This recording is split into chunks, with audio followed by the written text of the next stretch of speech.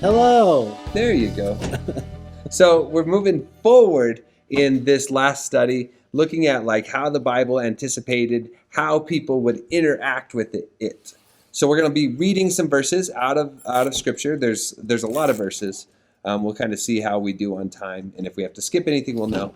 But we're going to be reading through some verses and looking at when Scripture talks about itself being written or people using it, how did it anticipate it would be used or interacted with?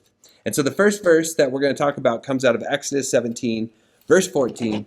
And what's really interesting about this is the people of Israel had just crossed the sea. They've gone through some desert and they've had quail, things like that. But now they're being attacked by the Amorites or the Amalekites. And as Moses raises his hands, they're winning the battle. As he lowers his hands, they start to lose the battle.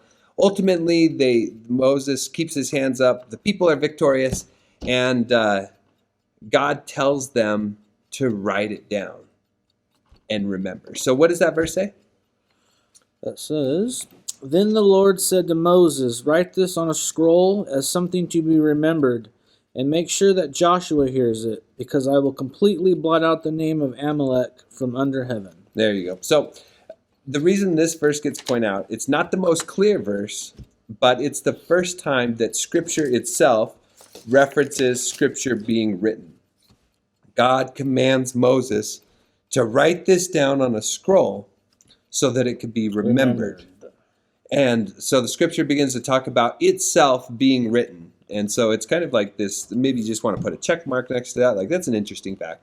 But prior to this, or prior to the invention of writing, you would have used oral, tell stories and things like that. That's how people would have learned and taught about God, is through the telling of stories, oral presentations.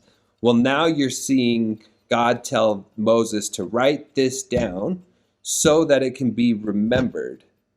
But that oral presentation was just to help, or that writing was just to help the oral presentation, so that Joshua could hear it.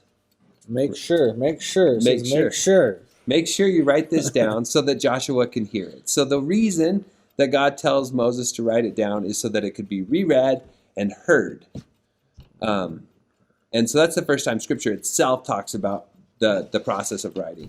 The next time it talks about the process of writing happens in Exodus chapter 24, and this is, of course, Mount Sinai, and you've got everything going on there. God gives Moses the law, and then in Exodus 24, verse 3, it says this: "When Moses went up and told the people all the Lord's words and the law, they responded in one voice, 'Everything the Lord has said, we will do.' Moses then wrote down everything the Lord said. He got up early in the morning and built an altar at the foot of the mountain, and he set up 12 stone pillars representing the 12 tribes of Israel. Then he sent young Israelite men, and they offered burnt offerings and sacrifices of young bulls as fellowship offerings to the Lord. Moses took half the blood and put it in bowls, and the other half he splashed against the altar. Then he took the book of the covenant, and he read it to the people. They responded, 'We will do everything the Lord has said. We will obey.'"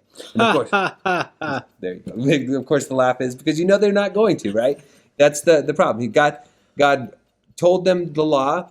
They said, "We'll do everything." So Moses wrote down the book and then sprinkled them with some blood and some mixed with water, and then read the book to them, and then they promised to obey. But you notice how when the Bible is talking about itself being written, you're supposed to write it down, and then he read it to the assembly.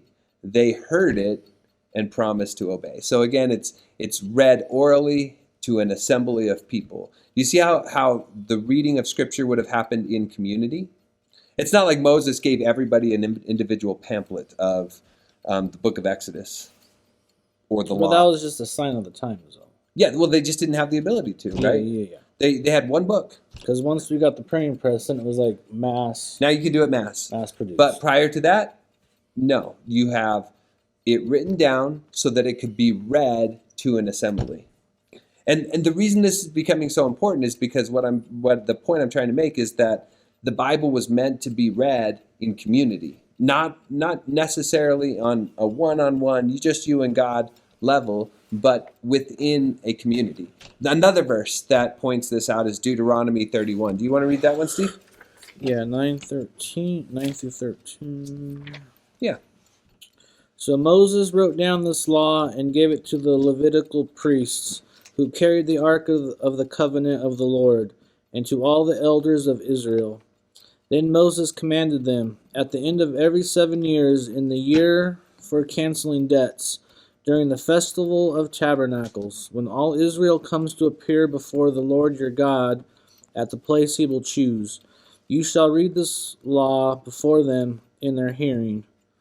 Assemble the people, men, women, and children, and the foreigners residing in your towns, so they can listen and learn to fear the Lord your God and follow carefully all the words of this law.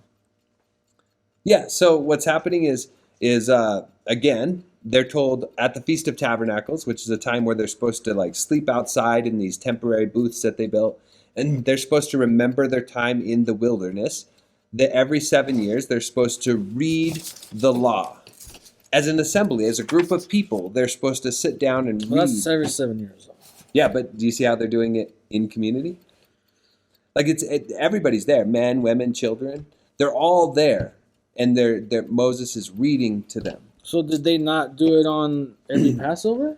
Well, that kind of came up last night, and the point was that they were very much living the law. So living the law. Like they're just reminding themselves of what happened as they were going through the wilderness. But all the foreigners and stuff, they only got it every 7 years. That's the when it would come out and be read. But they were supposed to write it on their doorpost and on the. Remember when we talked about the meditation literature? Yeah. Portion of it. Deuteronomy talks about writing it on your forehead and on your hands. They were living it out. They were remembering it. But every 7 years it was brought out and read as a community. Mm. So that's not to say they didn't have any interaction with Scripture prior to that 7 years. It's only saying that every 7 years they were supposed to come together as a community and read it, right? Which I Googled it. It said it like about 20 hours is how long that would take. A big, long day, right? But the point is you see people, men, women, children coming together as a community. What took 20 hours on? Reading the law. Remember, at this point, you only got a few books. Yeah, but this is not 20 hours worth in here.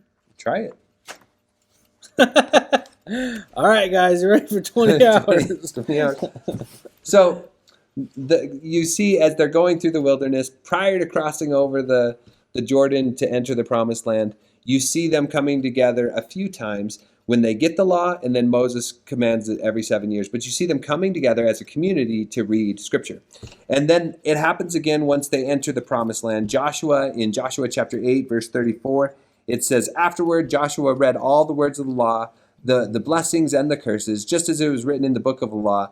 Then there was not one word of all of Moses had commanded that Joshua did not read to the whole assembly of Israel, including the women, the children, and the foreigners who lived among them." So they do it again when they enter the promised land. The people of Israel sit down and Joshua reads the law. Not one thing that Moses wrote did he not read.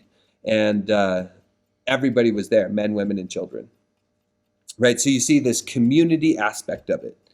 They don't have a lot of Bibles everywhere, but they're reading it to the community and everybody's hearing it and listening to it. And that's after they enter the promised land and Joshua does this, it just kind of stops. You don't see it again in 1st and 2nd Samuel. It's not talked about very much again or at all again until you get post-exile. And that's in Nehemiah chapter 8, where post-exile they begin to talk about reading Scripture again. And it's really interesting because what happened between Joshua and Nehemiah? They didn't obey the law, right? They stopped doing what God had commanded, and therefore they kind of lost their connection. And I think there's something important to be said there, because as people, begin to stop coming together to read Scripture in a community, they become disobedient. They kind of lose track of God's plan and His will. So they read it again in Nehemiah chapter 8, 1 through 3. It says this: when the 7th month came and Israel had settled in the towns, all the people came together as one in the square at the water gate. Then they told Ezra, the teacher of the law, to bring out the book of the law, which the Lord had commanded Israel. So on the first day of the 7th month of Ezra the priest brought the law before the assembly, which was made up of men, women, and all who were able to understand, and read it aloud from daybreak to noon as he faced the square before the water gate in the presence of the men, women, and others who could not understand, all the people listened attentively to the book of the law. So you get Nehemiah, and what happens in Nehemiah is they come together and they recognize that they haven't done what God has called them to do. And so Ezra takes the law and reads it to the assembly. It's done in community, and everybody hears it. Yeah, everybody hears it. Men, women, children, they all hear it. Just the first 5 books, right? So there's a sense in which, like, things are, as history progresses, things are starting to stack. You have the first 5 books, but you also are starting to have prophets and history books. And so when Nehemiah reads it, I think he's just reading the Torah. He's just reading the first 5 books. But what I'm implying is that Scripture itself assumed that we would read it in community in a way that was accessible to men, women, and children. That partly just because that's how technology allowed it to happen. But that's why it's the #1 published book. There you go. In the world. Yeah. But the Bible is meant to be read in community with people. And we got a couple more verses, but we'll put that onto the next video as we continue this topic. All right? Okay, next Thanks. video. Are we boring you, Steve? You're yawning over there? A long day. It's been a long day. All right, bye, guys.